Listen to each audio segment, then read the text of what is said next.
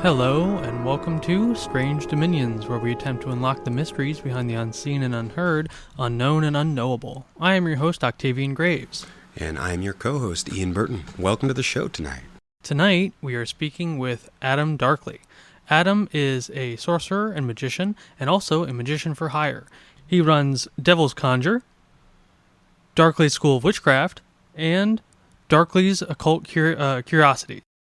Adam has been performing magic professionally and privately for many years, and he has a wonderful presence on the internet, social media, and through his own website. And he's been offering services to people that need it, people who are learning magic, and people who truly need a miracle in their lives for a long time. And it's been an honor to be his friend, and it's an even greater honor to have him on Strange Dominions so he can share a little bit about his practice and a lot of bit about his work and upcoming projects. And so we can take a look into the life of a true sorcerer for hire. Yeah, he is really a remarkable magician, and we talk about a lot of things, from his businesses, his experiences in magic, some of his own paranormal experiences, the spirits that he works with and has had experiences with. He is a very multifaceted individual, and we really enjoyed talking to him. As always, if you have seen something strange or unusual, such as a spirit, UFO, cryptid, or anything in between, please send us an email at strangedominionspodcast@gmail.com. As always, there is a Patreon. If you would like to get extra content, such as episodes, merchandise, and the ability to be on the show, you can sign up for our Patreon. It starts at only $4 a month, and you can get access to all of that plus much more. Without further ado, we bring you our interview with Adam Darkly.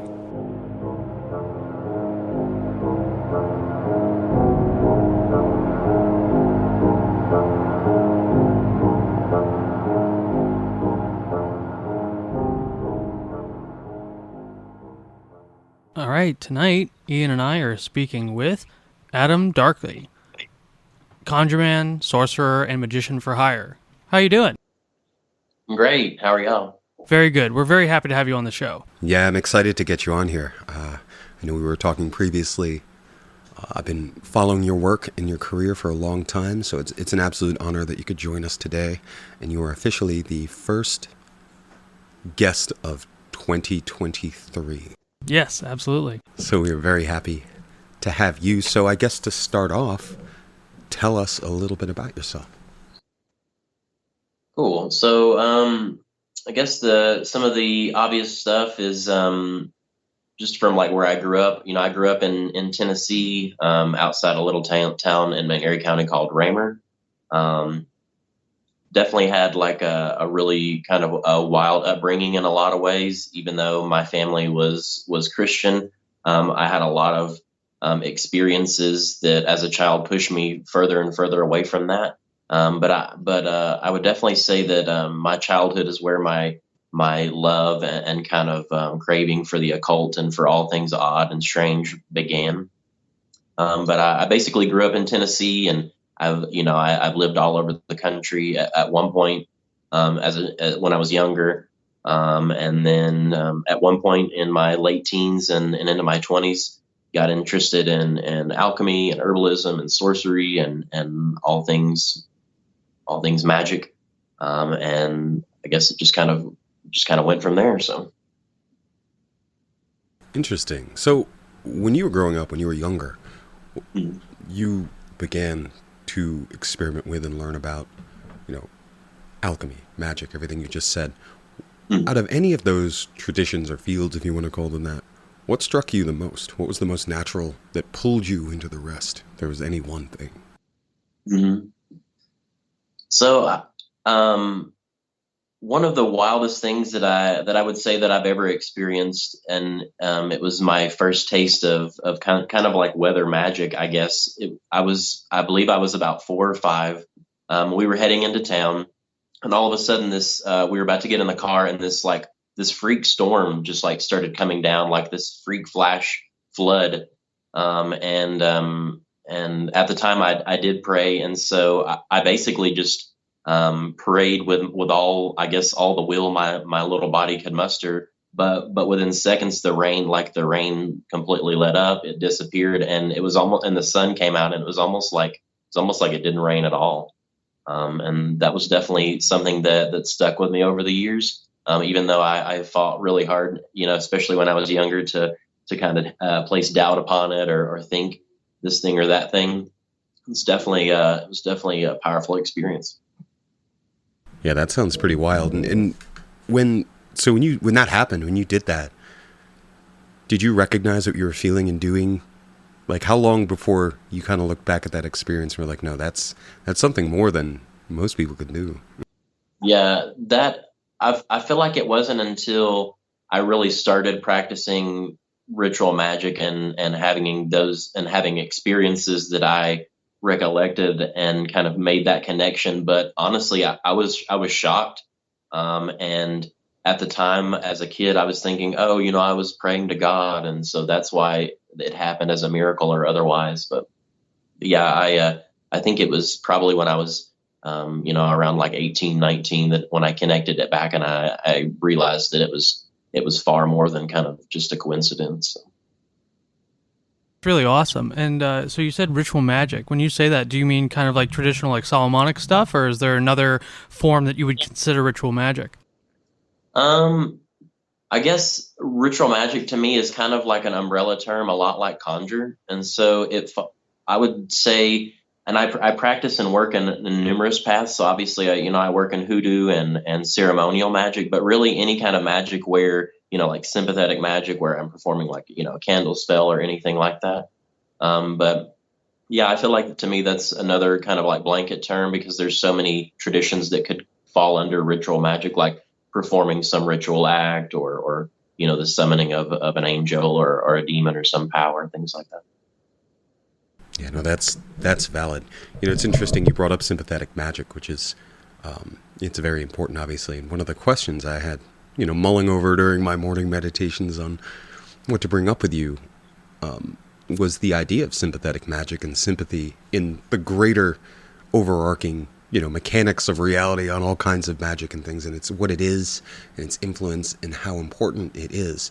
Now, I know, and I assume from what I understand about your work, sympathetic magic and the idea of magical sympathy and sympathy in general on that level, in Conjure and root work specifically, is very important. It's one of the most underlying foundational mechanics, so to speak, as I understand it.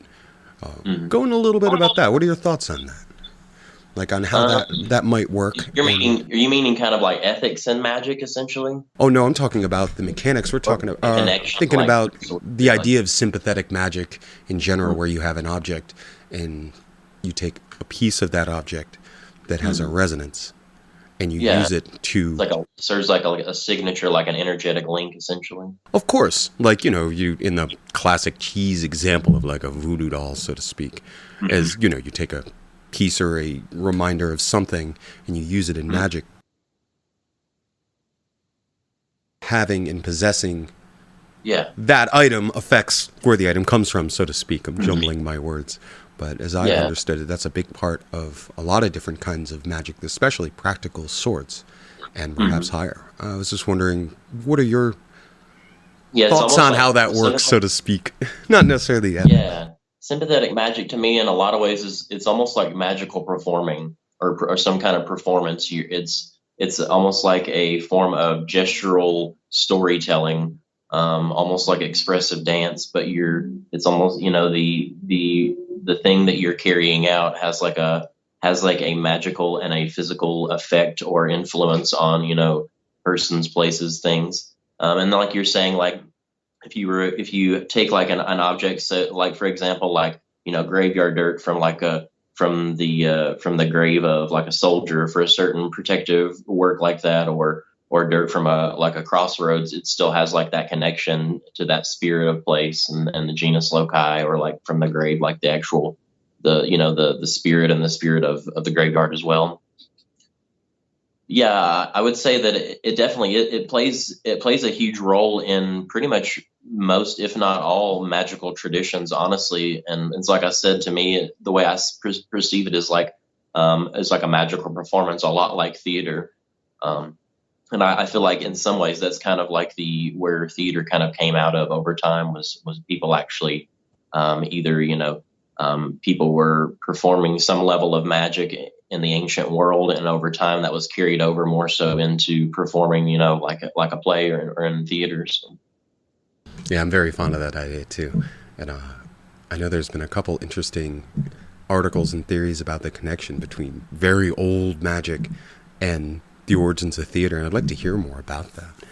We were talking about, or Octavian had asked you, if you considered what you did, especially in your early days, ritual magic, and that extends into the idea of categorizing magic and all that. But most or many people separate the idea of practical, I guess lower magic, I don't really like the term, but more practical magic versus more transcendental magic, and working with your own body and maybe higher entities, so to speak, with angels. And what would you say that the magic you offer to people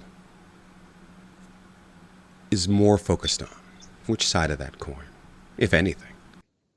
Like I would say basically my magical services and what is a core of my work and my path would be liberation. And I feel like that's one thing that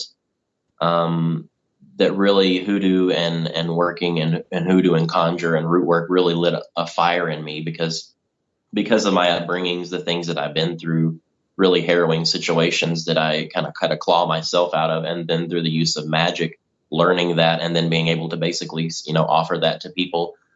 Just the fact that we work with so many clients who are, people of color, LGBTQ, mothers who are basically losing custody of their children, or people who are, about to basically become evicted, and all these pretty serious situations. And so I would definitely say liberation, on kind of all accounts, whether that's personally, whether that's systematically, and then through, like the perpetual retainer, like my Sorcerer for Hire monthly service, being able to actually teach people, and offer people those tools so that they can carry that into their own life, their own path, and see success.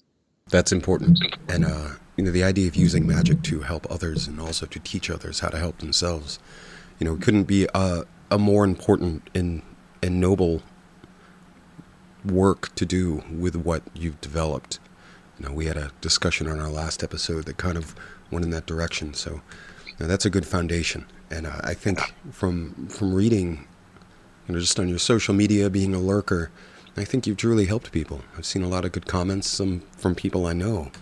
So the idea that you do that is good. So what made you decide to take your practice public, to make that decision to help others in a specific business way, like where you put that, when you put your stuff in public, in the public lens, and gave access to your services over just helping people specifically, people you knew, people who came to you privately? What made you decide to bring it to everyone? Yeah. Was there an event or... Yeah, tell us about it. What made that call? Because that's actually a pretty big decision, and it's a whole different dynamic than working, your own magic just to help yourself or your friends or somebody. And so I actually never wanted at first to work for other people. That never even came to mind. I was so kind of knee deep in my own personal bullshit at one point, especially in the beginning, that never came to mind. It wasn't until probably about 5 or 6 years in, once I'd actually had been working in kind of had a shamanic practice, and was working in kind of ecstatic states and healing, and then after a few years having worked in hoodoo and sorcery, people just started coming to me kind of from out of nowhere, and I didn't really understand it at first. And so I just kind of went with it. And then all of a sudden it's like, it was like almost like I was surrounded by people, even on social media. Like I had built like this following, or like a small community. And at one point, basically, and I work with Saint, Cyprian, or Saint Cyprian of Antioch. And so he's one of my biggest and hardest spirits or powers that I work with that really push me onwards and upwards. And so it was him that basically said, like, this has to happen now. And at one point, we basically had become like homeless and lost everything and had started to build our way up. And it's like he just, and sometimes I have visions. So he came to me and basically was revealing all this stuff and was like, it needs to happen now. And so I didn't even have the name Devil's Conjure, anything like that. And I just basically, through his guidance, like even recipes and things that I created materia like to offer, and was able, to build Devil's Conjure basically. And through, the help of my husband and everything too, we just kind of built it from the ground up. But I would say it's definitely evolved 1,000 times over just in the past almost 4 years. And, but Yeah, that's really awesome. Just going back, because we've actually never had anyone on the show who does anything with the diasporic systems, and you mentioned hoodoo, and I'm wondering if you could go into a little bit about like what that is for people who may not know and how you work with it. So truly, African or hoodoo is basically in its roots, its influences would hail from the Bantu and Congo regions in West Africa, but essentially it's African slave magic. It's people, slaves who were stolen from Africa. They had their beliefs, they had their practices, but basically they syncretize them at some point, whether to hide them or otherwise practice in secret, and basically utilize that very same magic to liberate themselves, to escape and overcome slavery, and to empower themselves further on. So, yeah, it's a very powerful system, and I've had an interest in it for a little while, trying to get into it. At what point do you think, like, I'm trying to think how to explain it, which system came when in your life? Did it all kind of come together at the same time, or what came first and what came last as far as what you do? Yeah, so I would say probably around like 2010, 2011, I started working with plants, medicinally, magically, or really more so medicinally. I wasn't really working on what I would call magic at that time, but I was learning some forms of basically like Amazonian shamanic work and practice, and indigenous wisdom and medicine, and into basically working with entheogens and creating like a practice of healing, and utilizing that to basically heal myself from PTSD and a number of other things, which is obviously a path that's be a lifelong thing, but it kind of branched from that. And then obviously my husband, he has 20 years on me as far as working in as like a witch or a sorcerer. And so he taught me a ton. And so through that, I stepped into working in witchcraft and then into hoodoo and conjure. So I would say probably almost like traditional witchcraft, like almost more so European witchcraft. And then at one point, coming in, I came around to find people like Charles Porterfield and other wonderful mentors in the community. But just basically, it is one of those things that I just kind of came to, and then followed that on and utilized it to shift things even further. But and then I would say at one point coming into like planetary astrological magic, like more so ceremonial magic. And then goetic work would be, in the past year or so would be like kind of the last level, I suppose, of that, or like the last or most recent kind of ring on the ladder or whatever. That's really cool. I also am very into goetic work. I haven't actually had the pleasure of doing any of it yet. I'm still kind of in that research and preparation phase, but it is something that really calls to me. That's so cool that you have all these systems and you utilize them so often, and they can really help people. In your classes, in the teaching that you do, can you go into a little bit about like what that structure is like and how you actually teach people these different systems?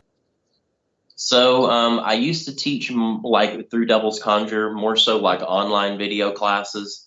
But now, like as far as through Devil's Conjure with a sorcerer hire, I do a lot of sessions where I meet with the sorcerer hire monthly, retainer clients, or even the one-on-one mentoring. I will meet with people like via Zoom for like an hour or two, like every 2 weeks or once or twice a month.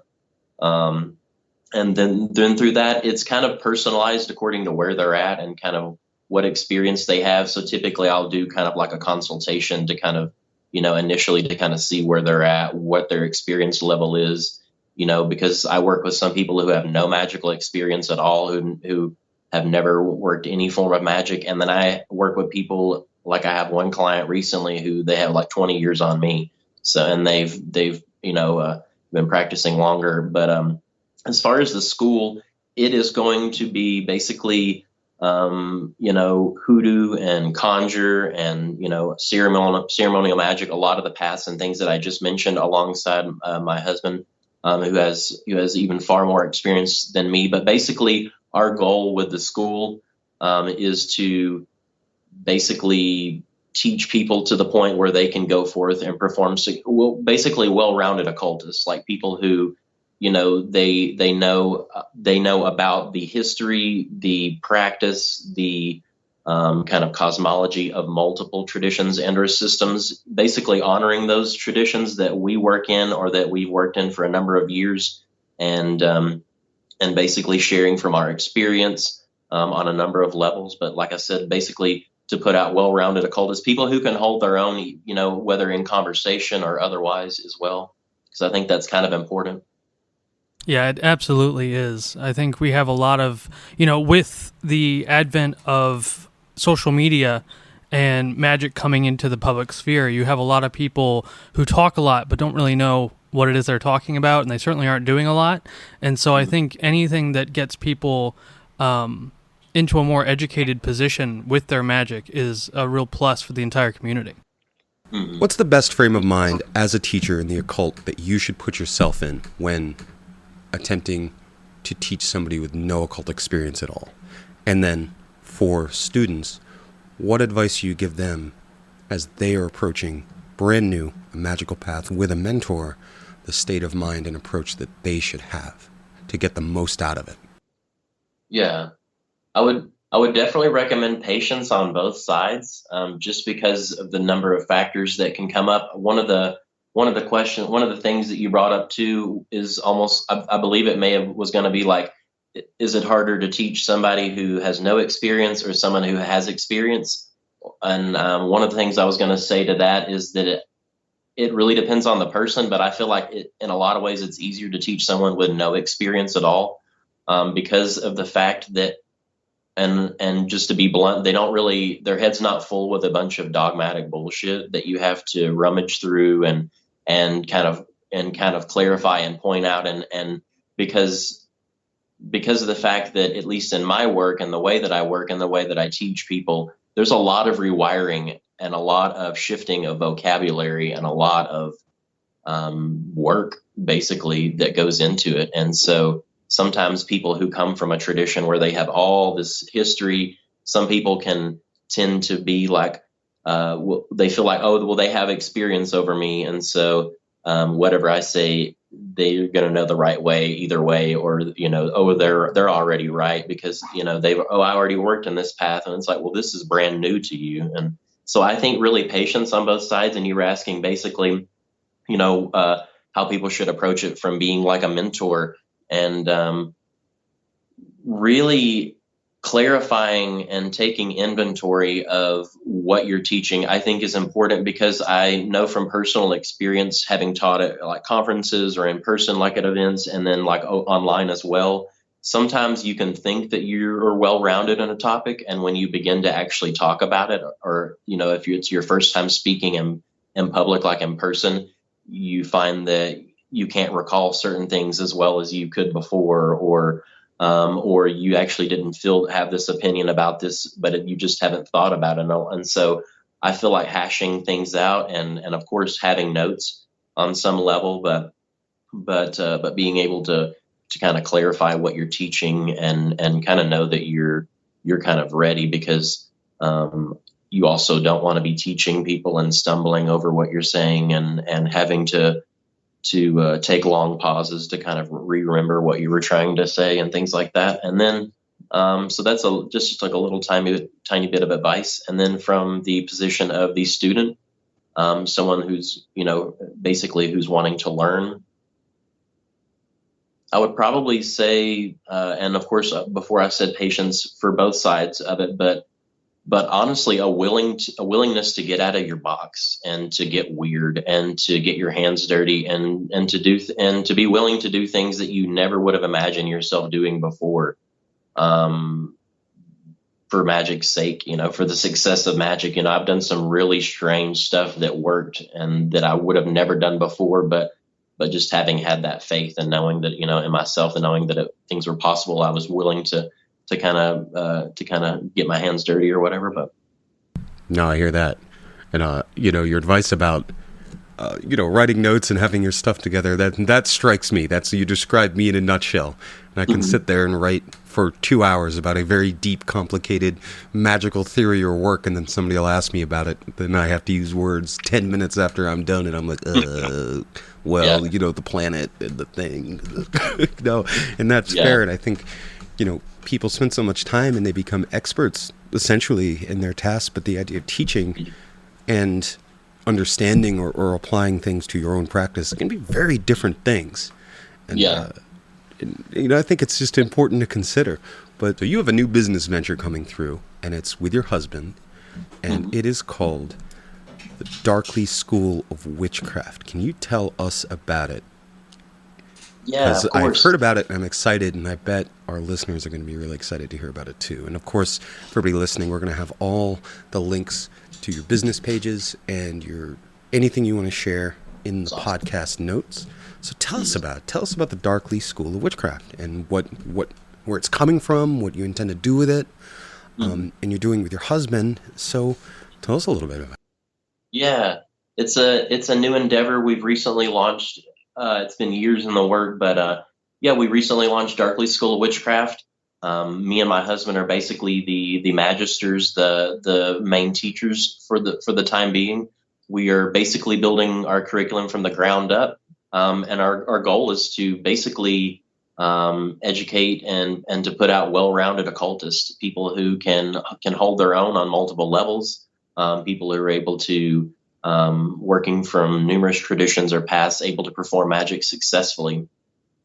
And basically, as well as building our curriculum, we're also, along with the present community from our other businesses, including Devil's Conjure, we're building the community through the school as well.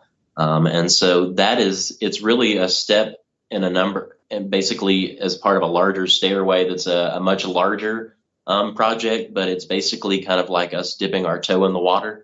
And so, they're even into 2024, as we continue to see the success of the school, there are far more things that we're going to be launching as part of that as well. So. No, that's interesting. And I really would like to be, informed about its development. So I'm going to lurk on your page and hopefully I get the chance to join it myself and see what you guys are up to. So what is your game plan? You said 2024. What would you like to see these projects and these businesses and these works evolve into? What's your game plan, so to speak?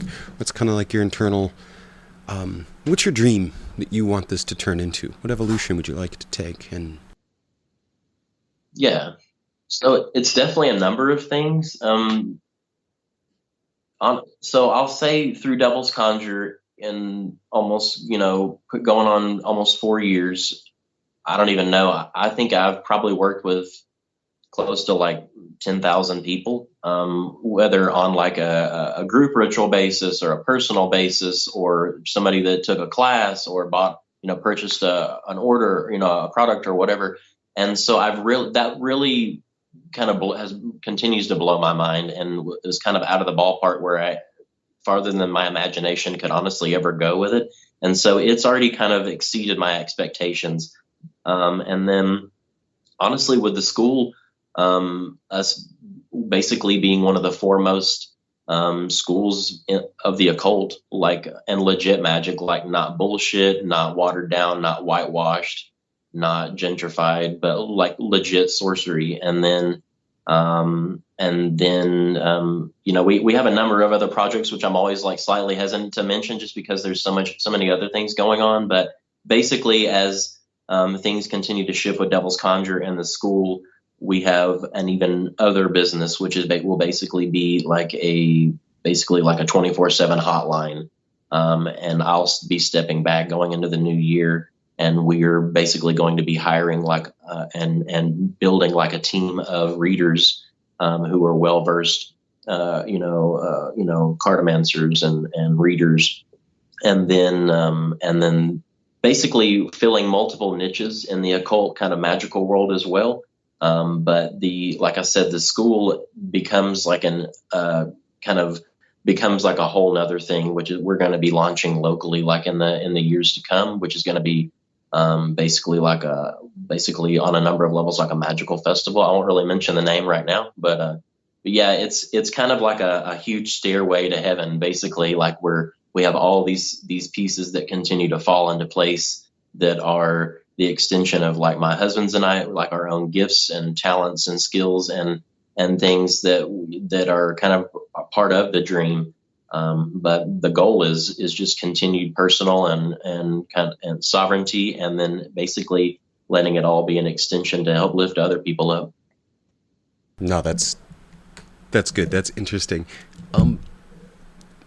You mentioned community several times in the foundation of your work, how important it is to you.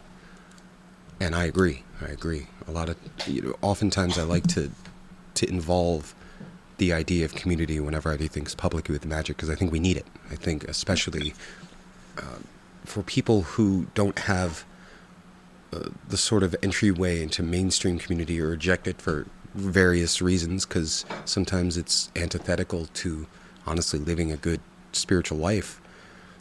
People seek that brother and sisterhood in people who have kind of been attracted to that path, and sometimes it's hard to get, especially online. Online can be a hit or miss with a character of people, and not even talking about the idea of finding good and honorable teachers, which you sound like you definitely are. Why is community so important to you specifically? And why do you think it's so important to bring that into the world in the way that you are aiming to do with your school and your works in general? What would you like to see? So to answer like kind of the first part, I would say that community is a big thing for me because of the feeling of never belonging when I was younger. But as an adult, to bring it into clear focus, feeling a disconnection and sensing a disconnection on a number of levels in our modern world, and then whether it's the advent of technology, which is supposed to basically improve our lives, but is in some ways further disconnected and caused more of a divide between some of us and even with ourselves. And so, but I feel like as part of folk magic and as part of hoodoo, and community is so important because and I don't really want to just say like the kind of the basic interconnectedness of all things, but because we kind of need each other. Because on a most basic human level, we all serve certain roles that are divine and kind of cosmic purpose, whether that's magically, whether that's more mundanely. But I feel like really, even in the ancient world, indigenous Aboriginal people, often were found as a tribe, as a community, especially on a spiritual sense, where they would all come together and celebrate, whatever their beliefs or however they may have practiced. But I feel like it's because Conjure is community, and I feel like there's something that's really sacred and important about basically utilizing and practicing magic in a way of bringing people together. Whether that's to heal community or divides on any number of level. I guess I could just there's kind of a number of things to go with that as well, but kind of something, I guess. No, absolutely and excellently. Like just that, and I asked you specifically for an elaboration because I personally, and I know Octavian feels similar ways. Just the importance of everything you just said and the necessity. I think it's just something that's on my mind, and I think it's one of the most important things in terms of healing on an individual and personal level. Like, our culture definitely makes us into islands of usefulness, so to speak. But it's taken the fact that we are tribal people, that we are, our hearts blossom in community. They're stronger together. But there is something artificial about that connection in the modern day, and to have that not just for in magic, but the LGBTQ, people of an indigenous heritage, just people who have that, say minorities, but people who aren't part of that central, normal, mundane, waspy block. To have that, because you need community more than just socially, you need it emotionally and spiritually as well. And I'm glad you have that foundation, and it makes me even more interested in your practice and your work. I had a question, so I definitely want to get back to your services and your website and all that. But I'm curious about the magic that you do and some of the experiences you've had with that. What have been some of the big, experiences or results that you've had that have told you, like, oh wow, okay, so like this is real, and this is what I'm supposed to do, and things like that? Sure. Um, there are 1,001 experiences, as I was mentioning before. There's a reason in a number of ways why my magical service kind of bridge heaven and hell, while there's kind of like hoodoo and root work and then ceremonial magic. And it's truly because every situation is different and requires a different approach, sometimes a different tool set. But I would say that one of the, so I definitely work with a lot of clients who are homeless, and for a number of reasons, they can't pay for my services, but I offer my services anyways. And that's not like a kind of a hero virtue kind of signaling thing. It just is what it is. But I would say some of the craziest experiences are clients who have gone from losing everything to being able to build their own business up and making profits well beyond what even I make. Clients whose businesses were completely failing, going to where they were making like 6-digit profits within a number of months, within 6 months. So it really, it really is kind of like from kind of one extreme to the other. I've seen love reconciled across continents, and a big part of my work too is court case work, and I've seen a number of really crazy things like lawsuits, clients who were looking at filing bankruptcy essentially, and through a number of workings that I was able to kind of customize according to their situation, and specifically towards one of the main targets, the judge in the situation. They saw success, and this is something that they fought and had basically given up. So it's a lot of those situations where clients call me and I don't even recognize the number, but they're crying, and I just sit with them and hold space while they're just basically telling me that like they're about to like lose everything, and that I was like kind of the only one that came through, and so situations like that are kind of what push me to just continue to do, if I ever have doubts and shit that come up, I always think back to stuff like that. So.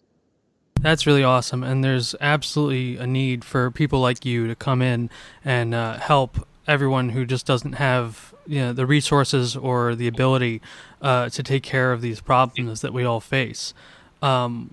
What has been, I know that we talked a little bit about some of the paranormal things you've experienced, and I'm wondering if you could go into that, some of the experiences you've had that have just been like really weird, whether or not they were as a result of your magic or something completely out of left field. I'm curious about what your experiences have been with that.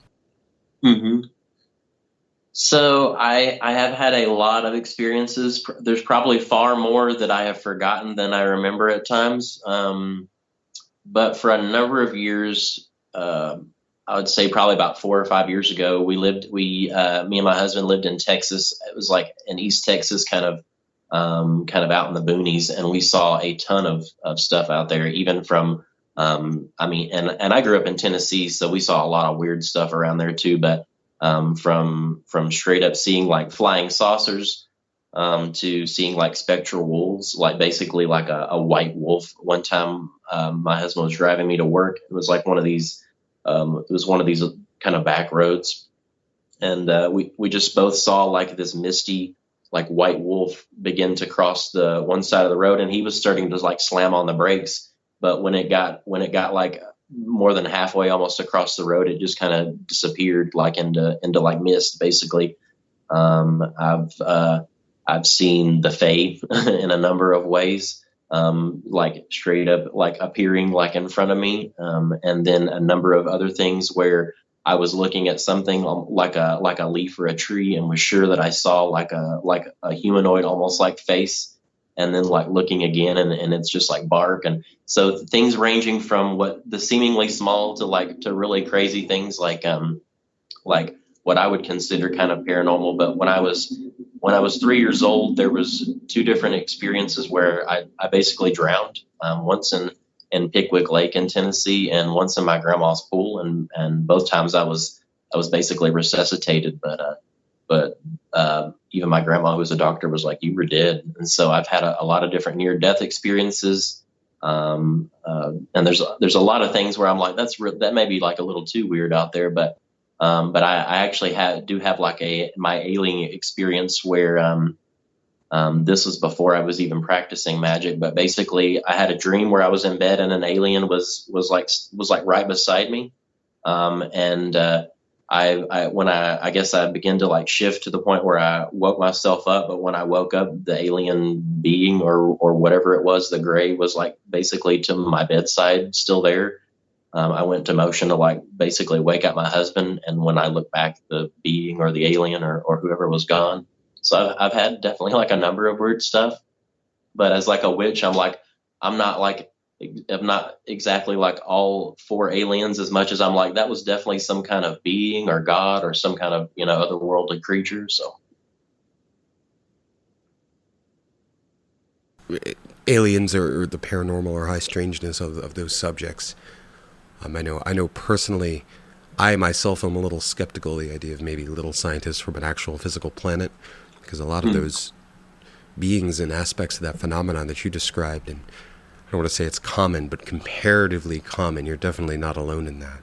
But as a magician myself, I see a lot of crossover and similarity in patterns and behavior between what you described and maybe, I'm going to say, more traditional but more liminal beings, things that are maybe from the sphere around our planet, not some other ones. But it is interesting that many people who practice magic or follow a spiritual path, especially a little on the weirder side of them, a lot of them have they have experiences similar to yours and each other, things that just don't necessarily make sense even from the point of view of an occultist.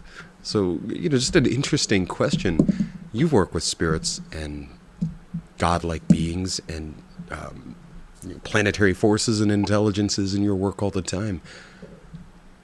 But you have these memories and experiences of some kind of other types of beings, as you said, this bedroom gray.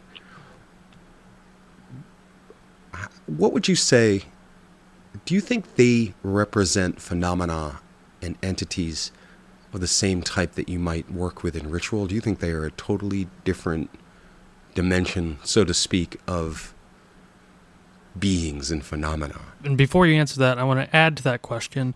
Do you find that certain forms of magic produce, you basically, do you find that you have specific kinds of experiences depending on what magic you are doing at the time?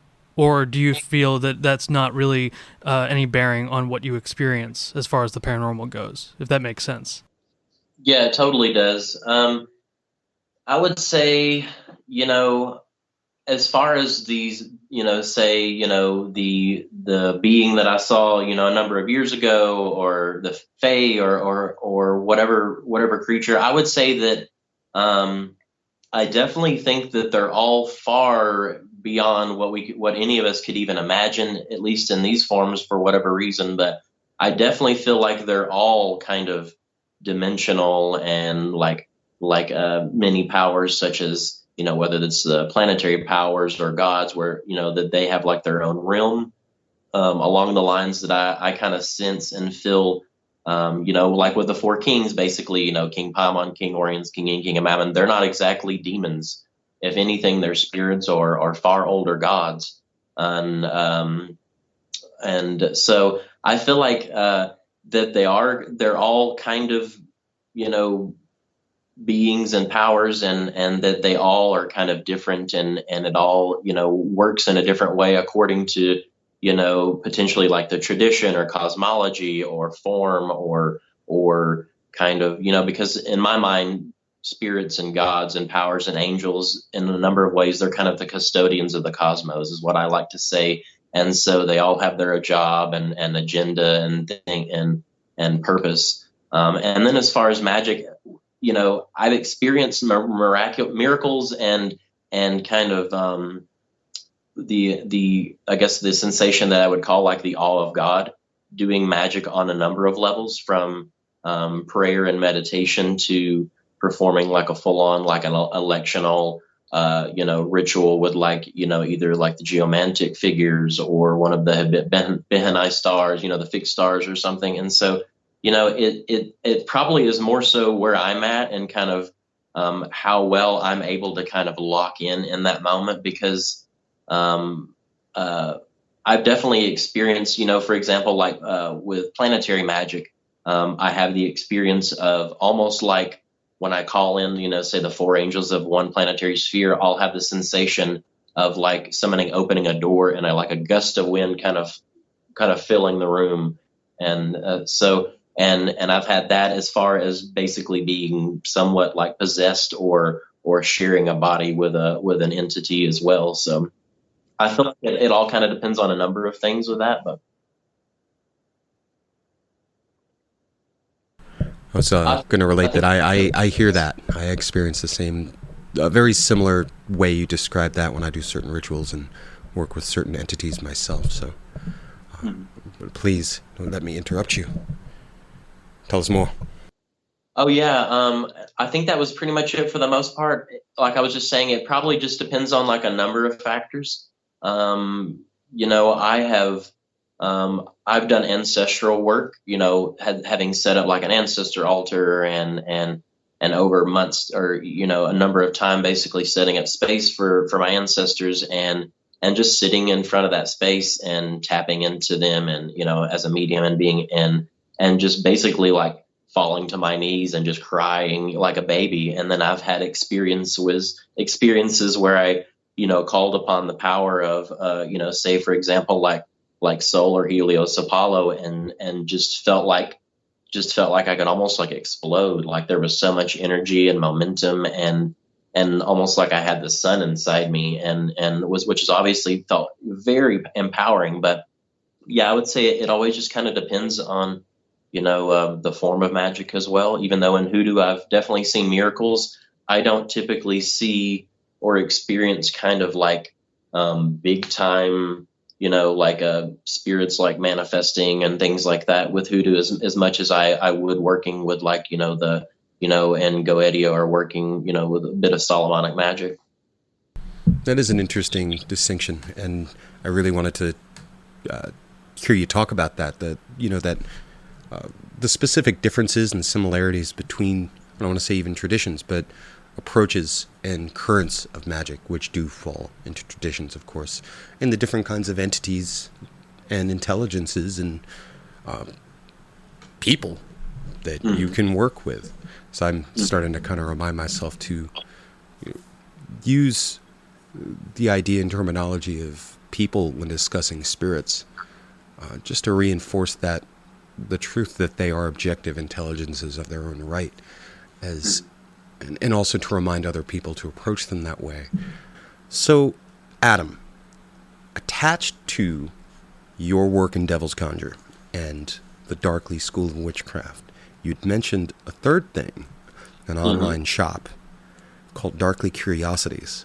Does that Hmm. suggest that you have certain artifacts and magical items and materia that are of particular interest that people can check out or even maybe purchase? Tell us a little bit about this third thing. Yeah, you can find Darkly's Curiosities at just darklyscuriosities.com. And it's basically, like I said before, it's the school store. We sell and it will continue to grow like our collection over time as well as we go into the new year. But essentially, the goal with the school is to offer wares and magical supplies for our students. And then as well, and what we used to offer in the past, formerly with Darkly's Curiosities before, is just kind of weird, odd, strange, unusual, and as well as oddities and things like that. So kind of like things any spooky witch or anyone would appreciate, as well as occult tools and wands and athames and kind of required things according to a certain course that we may be offering, things like that. Speaking of courses, what coursework, and this actually, I definitely remember what I was going to say. What course that you currently have or are building into releasing are you most excited about? I had forgotten what I was thinking about in terms of the question I was going to ask you, and I've remembered, and it's Saint Cyprian. And Yeah. Saint Cyprian's a very interesting figure and saint who's popped up a lot on our podcast and in our personal lives recently. And you mentioned that you were very close to him, and he plays a very wide and influential part of your practice and work. Yeah. Tell us a little bit about Saint Cyprian. We had Jason Miller on a few weeks ago, and he has his Saint Cyprian class, but I've never taken it. I have, and it's a very interesting course. And I What I've heard. began working with Saint Cyprian. I kind of put him down for a little bit because I've been focusing more on Hecate and other Goetic stuff. But I do intend to pick that back up at some point. Hmm. Yeah. I haven't had the Yes. pleasure, but I'm curious and I'm fascinated, and I would like to take, if you have a course that goes into him a little bit, I'd like to bother you about it as well. But really, and for our listeners, I think he's a name that pops up, but oftentimes you don't really get too many stories, descriptions on what he is, what he does, and what his place is in, the present magical current and movement, except the fact Yeah. that he's very active and he's taking, and seems to be taking, a personal, he's putting a lot of personal investment into the lives and work of several magicians and ones that have become noteworthy and very respectable. So yeah, he seems to be particularly active in the world at large with a purpose and a goal and goals of his own. So tell us a little bit about Saint Cyprian and how you came to know that saint and how you work with him. So anyone who reads like any of the history or kind of origins of Cyprian knows the story where he's basically a third century, sorcerer. He's raised from the age of 3 on and to the arts of necromancy and beyond. And then, we come to Aglaeus, who tries to, hire him against Justina, and that story that goes on and on. But honestly, for me, Saint Cyprian is far more than that former canonization and then removal from the Catholic Church and things like that. I see Cyprian in basically like the brujo and the curandera. I see Cyprian in the medicine man and the witch. I see him as the heretic, as the liberator, as the healer, and as a really, really powerful and really old initiator. I don't. I have a number of feelings about like a lot of what people teach, like as far as like classes and what people teach publicly. But what I find is that you will never truly learn until you begin to learn from him, because he's taught me things that I've never read in any book. He's taught me things that I've never been taught or heard from anyone else, and things that were truly miraculous. And actually, some of the materia and things over time that has been offered through Devil's Conjure is a direct connection and kind of divine inspiration from him. But I would say he's basically in my experience, in my work, he's basically God and the devil. And so a lot of people hearing that are probably either pissing their pants or like, or, there's probably certain gatekeepers that are like running for damage control or whatever. But that's basically like my experience. A lot of people will say that he's like, he's the martyred saint and then he's the sorcerer. But in my experience, he's far more than that. And he's shown me it many times over. It's interesting you say that he is more than that, because I've done a little bit of divination work and research into Cyprian without having become an initiate or had a direct communication with him too. But that is something that I haven't really shared with too many people, but that the idea that he is more than just a saint, that he is a greater force, but not saying he's wearing that as a mask, but that part of him, while true, is almost like a form that is what he needs to be, but the truth of him is a little bit greater, and that mystery itself is part of his essence and practice. So I feel like he takes on the Catholic form by choice, but I feel like it's basically another thing that the church stole to co-modify and use it as a vehicle for them to basically further push their I have a lot to say about that, but to basically push their further agenda. I don't really, when it really comes down to it, to me, he's not a saint, but I do refer to him in that way because he's more openly known in that way, and he does take that form, but it's almost like not without a kind of, not without some begrudgingly, not without being a little begrudging about it. So, I there do seem to be certain figures that follow the same sort of idea, where they kind of take that form, though their true nature may not exactly be of a, human of the Catholic Church that, as their primary historical reality.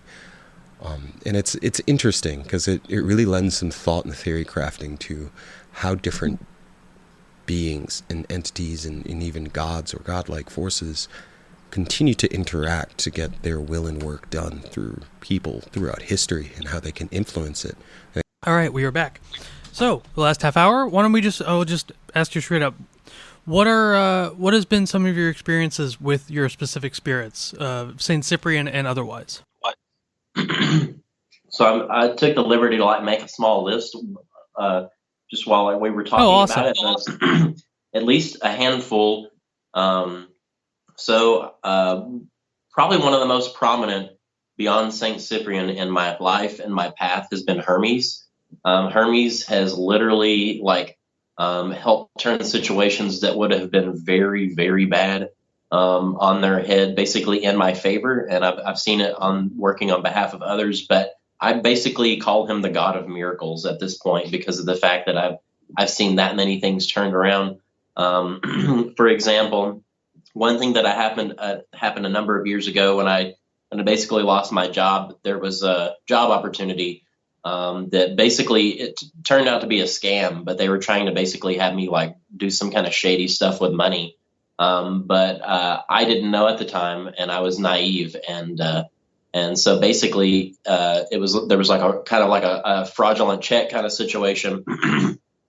So it put me in the red and caused all these other situations. But I basically called upon Hermes and asked him to turn the situation in my favor, to miraculously to shift it to where it was a blessing and not a bane, basically. And so essentially, but he also told me that immediately within there was a morning basically when I woke up, and basically Hermes came to me in a vision and was just basically go pull all your close that account, go pull your money out. And so I did. I went to the bank, and it showed, when I checked, it showed that I basically had $100 in there. But when I get there and they're looking at the account reflects for the full amount of that check plus what I had in there.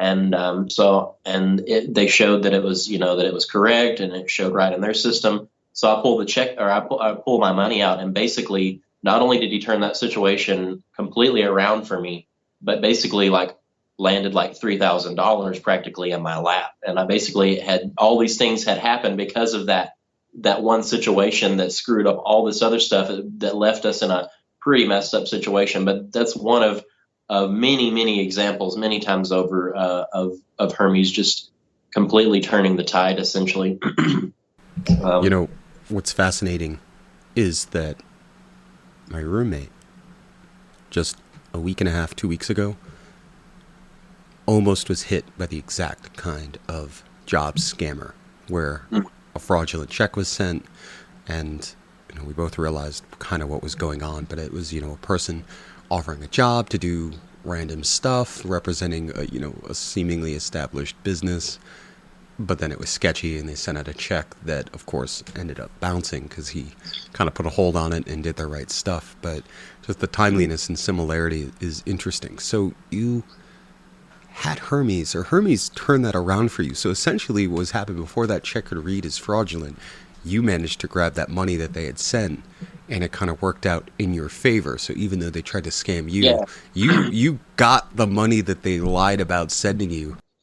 Yeah, and then the bank tried to be like really underhanded, essentially, and like they were really screwy. And like you said with your friend, like I did what was right. I was like, hey, there's clearly something wrong with this, and but they were being screwy to the point where it was messing with my account, it was messing with my money, and they wouldn't be in any way lenient, and they wouldn't help me out in any way, and it would reflect basically under, and then it would reflect it looked like basically the check had cashed. And so eventually, like I said, Hermes was like, close the account, make, in the situation. But I just, I had that kind of hope that will come over you when you just know that like you don't know how, but it's going to end in your favor. And it completely did. No, that's a fascinating and amazing story. And I said it was kind of relevant. And I work with Hermes a lot too. And truly, he is a maker of miracles. No, thanks for sharing that. Mm-hmm. So any other spirits that you work with that you've had some pretty good or strange experiences with? Yeah. And a lot of them, they may not be strange, but they'll definitely fall within kind of the lines of magic, obviously.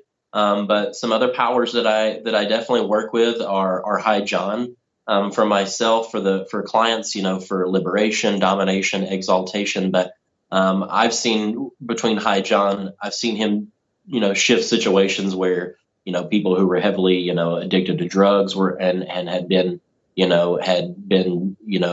basically had that issue for a number of years, ending in homelessness and all these issues, where he was able to basically grant that person almost like a second wave of kind of strength and will in themselves to break out of that and move forward.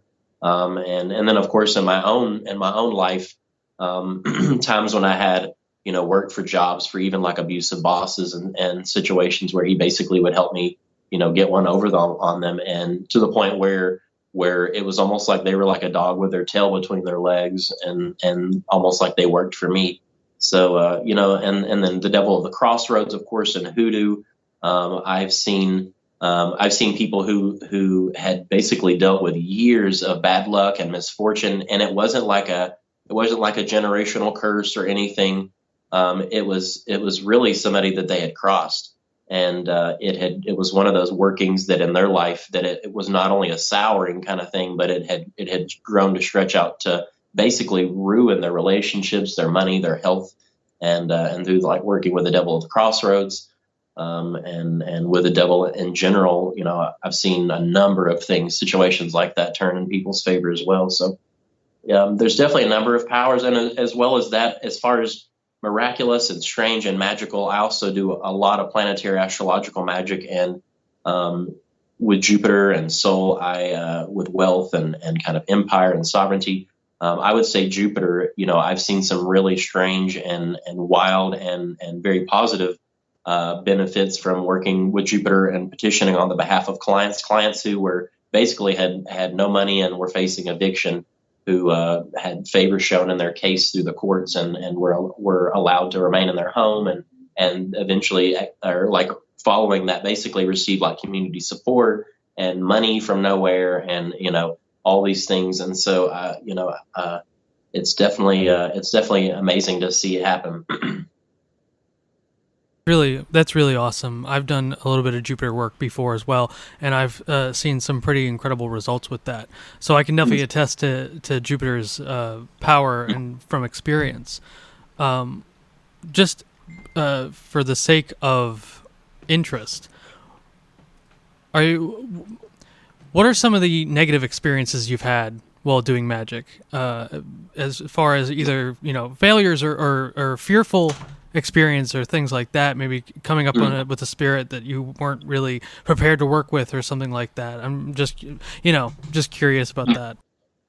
Yeah, I've definitely had my fair share of really shitty, terrifying, magical experiences, and especially in the past when I was just very first beginning, and but as far as working magic and seeing terrible results, when I first there was a period of time a number of years ago when I was really kind of obsessed about working with altar spaces and shrines and creating them for powers that I work with. And at one point, I worked with Zeus, and not Jupiter. And what there's always people who say they're not the same or they're connected or this or that. But at least in that form, in his Greek form, I worked with Zeus over time and had an altar. And at that time, it wasn't even something that I could really afford to do, but I did it anyways out of just love and devotion, and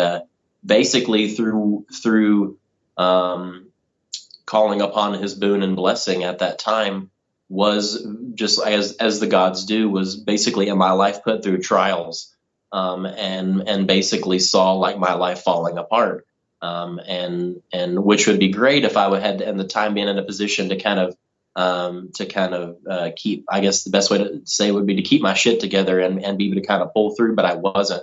And so needless to say, I quickly realized what was happening. And after taking that down and no longer performing any devotion or magic at that time, those things ended.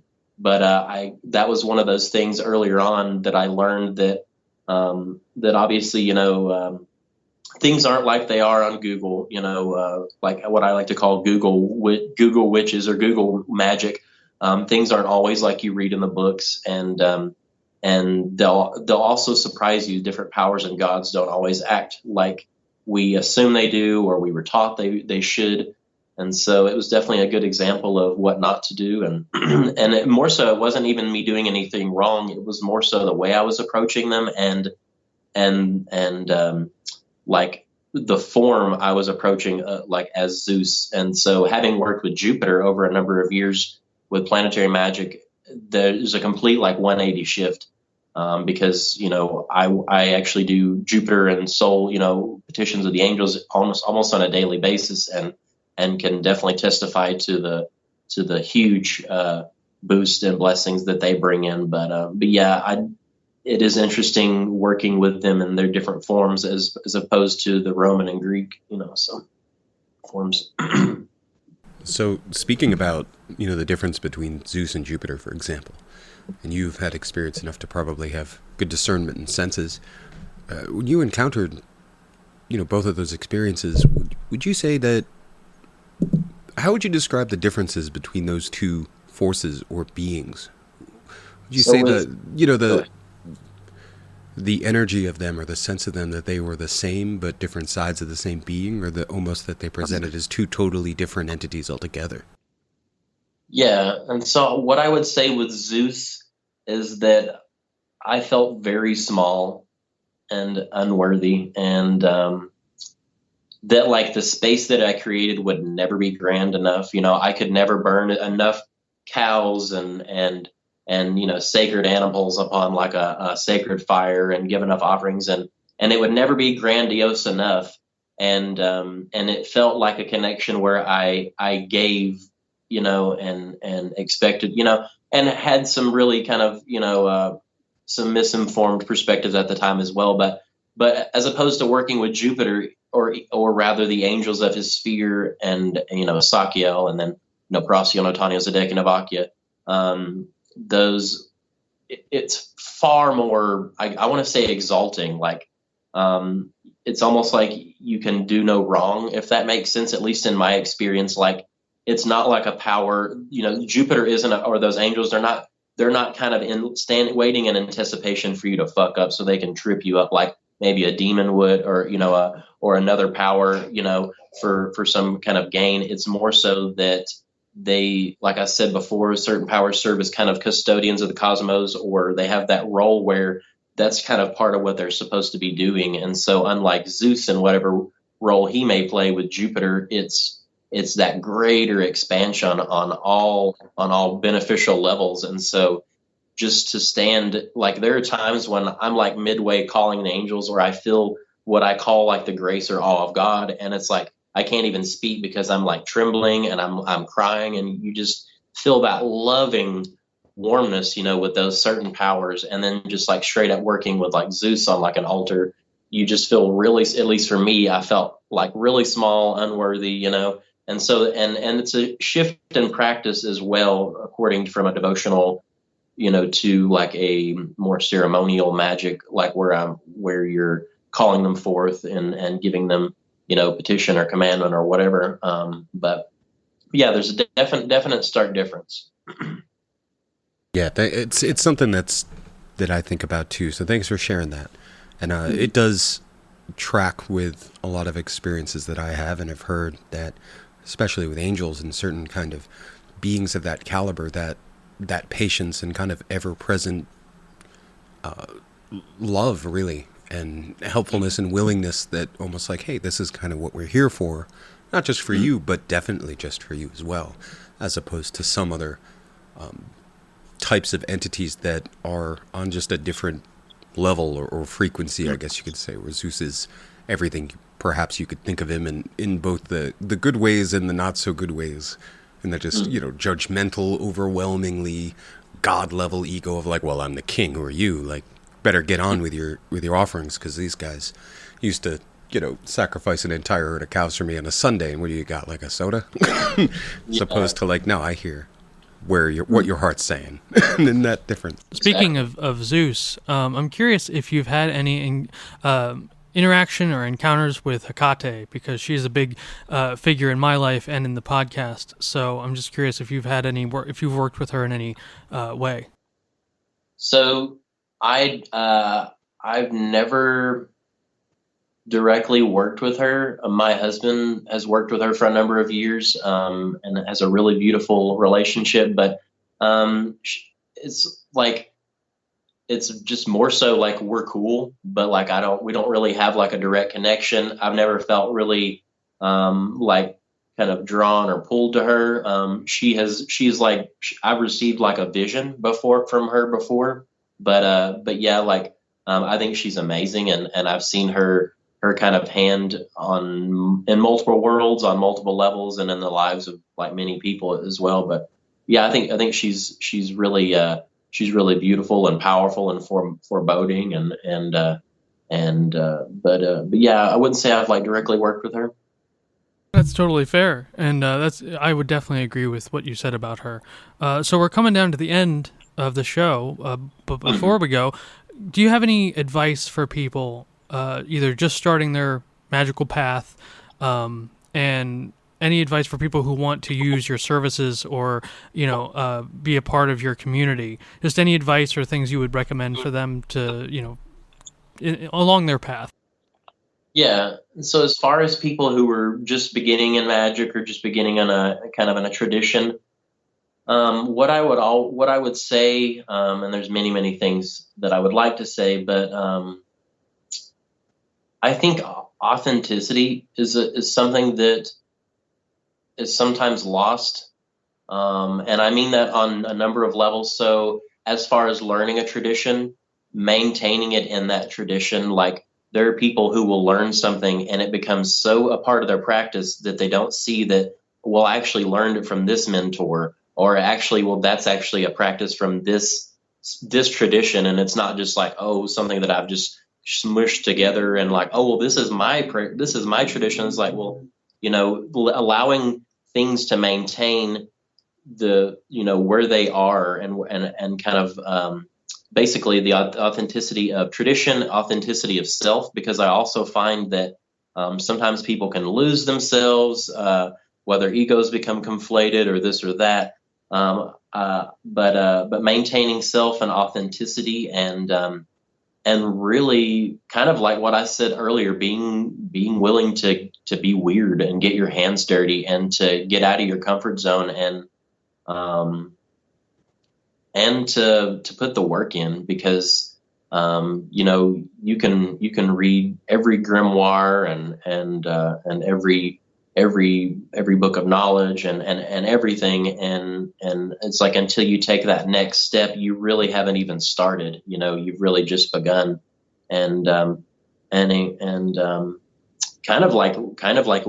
allowing miracles to be part of magic, because I feel like so many people who grew up, as a Christian, at least in my experience, growing up, we were told, "Oh, God doesn't work that way anymore," or "Oh, that was then," or this is how things are, this or this." And so, knowing that miracles are kind of the thing of magic and kind of our very existence, and so weaving miracles back into magic and knowing that they're of the everyday, and that just us sitting here breathing and existing is like an act of creation, and is very miraculous with all the things that could be, essentially. But yeah, and then as far as my services, essentially, my goal, I love to work with people who are as committed and are excited to work and motivated to work with me as I am with them. And so people who are, if you're in need and you're in a situation, that's an emergency, I welcome you to email me at devilsconjure@yahoo.com, or otherwise,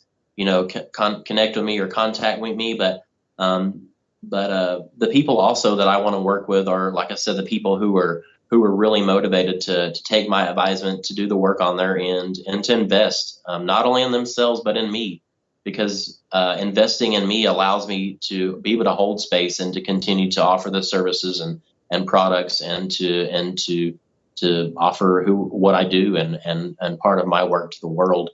And so, but yeah, being willing to invest in yourself, I feel like is something that is really important to keep in mind.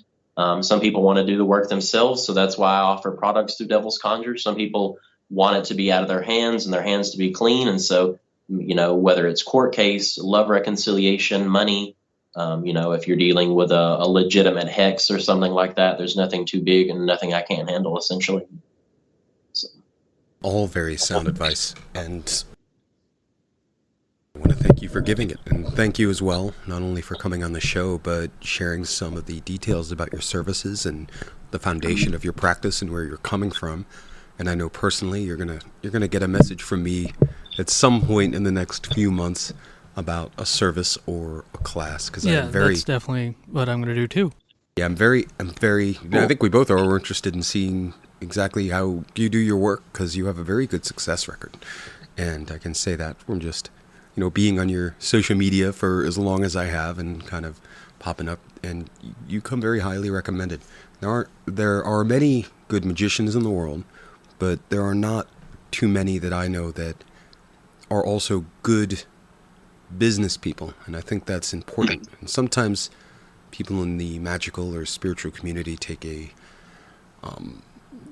odd look at business and money, because again, and I think your mention about those inherent statements of like miracles don't happen today. Like, I was thinking about that's valid. That's something that I was told and grew up with too. And you have to wonder how many people don't even realize that those things that we're told as children or young adults continue to influence us psychologically when we're trying to practice magic. Even if we're like, well, obviously magic's real, but there's a deeper part of us that doesn't allow it to be as real as it could be because of those assumptions. And I think that's very valid advice, and what to think about.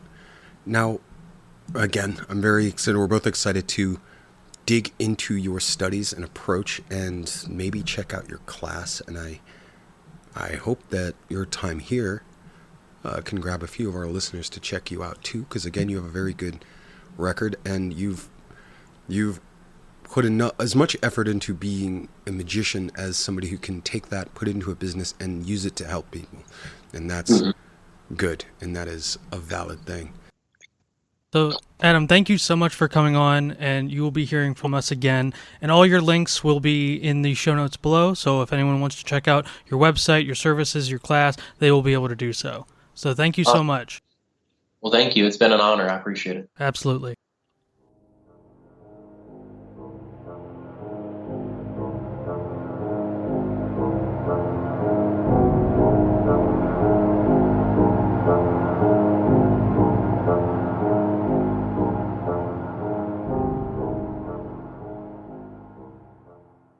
And that was our conversation with Adam Darkley, a.k.a. Adam Conjure. And that was a joy to listen to him. Absolutely. And get some insight in his practice. And I know we've both been trying to dig into him a little bit to see what he's about, because it's been a while since we had a true conjure man on here. And just exploring his foundations, why he does what he does, and especially hearing about his stranger, more paranormal experiences. I thought, which there were many. Yeah. Now his story about witnessing those gray beings, that fascinates me. Yeah. It always fascinates me when you take a traditional established occultist of many years of experience and they open up about phenomena and experiences that we might consider the true paranormal or high strangeness, because really it's the intersection of these two paradigms that fascinate myself, and I suspect both of us the most, and one of the reasons we're here. Mm-hmm. And you can find everything Adam is doing and that he will be doing in the future, including his updated coursework with the Darkley School of Witchcraft, and of course his business, his sorcery for hire, Devil's Conjure, on the links in our description, and anything else that can get you, the listener, to him.